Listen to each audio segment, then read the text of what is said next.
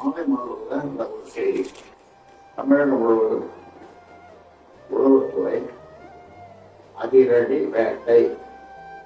போதைப் பொருள் கடத்தல் கும்பலுக்கு 750 போலீஸ் அதிகாரிகள் குழந்தை டிஜிபியிடம் பட்டியலில் ஒப்படைப்பு. இவர்களெல்லாம் இந்த தொகையை போட்டுக்கொண்டு காவல்துறை உடையை போட்டுக் கொண்டு இந்த இளம் தலைமுறை வாழ வேண்டிய இந்த இளம் தலைமுறை விட்டு சீரழிந்து போகட்டும் என்று வேடிக்கை பார்க்கின்ற இவர்களுக்கு என்ன உத்தியோகம் தேவையா? இவர்களுக்கும் பிள்ளைகள் பேத்திகள் இருக்கத்தானே செய்வார்கள்.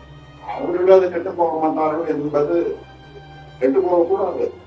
கெட்டு போக மாட்டார்கள், இவர்களுக்கு தெரியாமலே அது கெட்டு போக மாட்டார்கள் என்பது என்ன நிச்சயம்? ஏனென்றால் வணிக கும்பல், விக்கிர கும்பல் இந்த மாணவர்களே ஏகத்தான் போட்டு